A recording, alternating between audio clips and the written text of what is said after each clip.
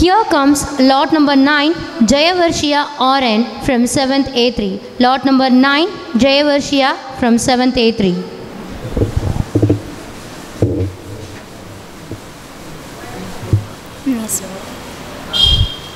ஆதியில் தோன்றிய மொழி முச்சங்கம் வளர்ந்த மொழி தேனிலும் இனிய மொழி செம்மொழி என்னும் மகுடம் சூடிய எனது அன்னை தமிழை வணங்கி எனது வரவேற்புரையை தொடங்குகின்றேன். நான் இங்கு பேச எடுத்துக்கொண்ட தலைப்பு, நான் பேச எடுத்துக்கொண்ட புத்தகத்தின் பெயர் வளமாகும் பொழுதுபோக்கு.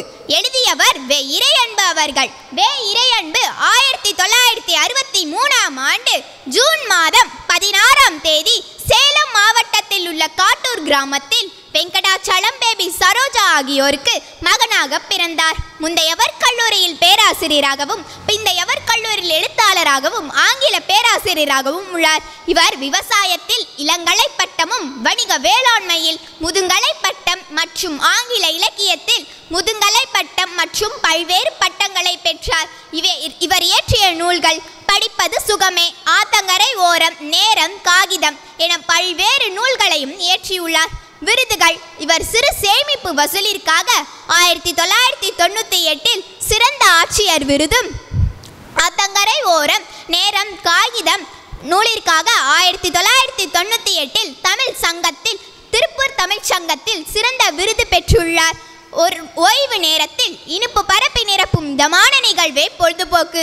அது மொட்டுகளை மலர வைக்கும் தென்றலாய் வர வேண்டுமே தவிர ஒட்டு மொத்தமாக இட்டுக்கொண்டே இருக்கும் புயலாக வரக்கூடாது.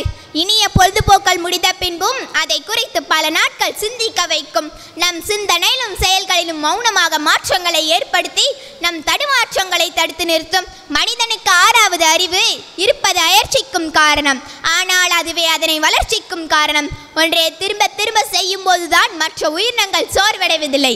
அதற்கு மாறாக சூழல் மாறும் போதுதான் அவற்றில் கழுத்தில் கவலையும் பார்வையில் பதற்றமும் ஏறி அமைந்து கொள்கின்றன. ஒரு விலங்கை மிருக காட்சி சாலை கலைத்து சென்று அங்கே தன்னை அனுசரித்துக் கொள்வதற்கு அவகாசம் தேவைப்படுகிறது.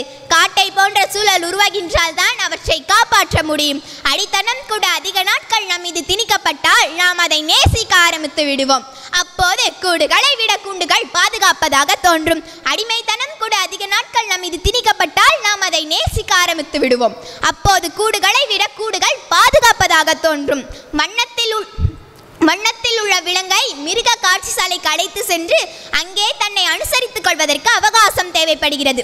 மன்னர்களும் செல்வந்தர்களும் பொழுதை போக்குவதற்கு விதவிதமான கேலிகள் உருவாகின. படிப்பது பரவலாகப்பட்டது. நூலகங்கள் மூளை முடுக்கில் எல்லாம் நடிக்கப்பட்டன. பேச்சுகள் வளர்ந்தது.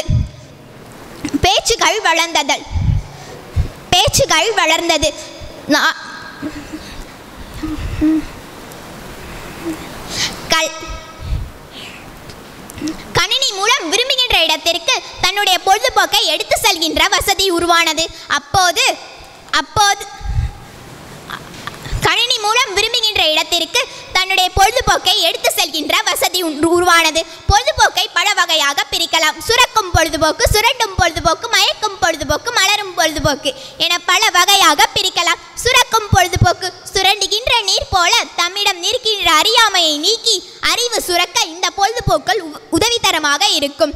ஆற்றின் மணலை அகற்றினால் அகப்படுத்துகின்ற நீர் போல நம்மிடம் இருக்கின்ற அறியாமையை நீக்கி அறிவு சுரக்க இந்த பொழுதுபோக்கள் உதவிகரமாக இருக்கும்.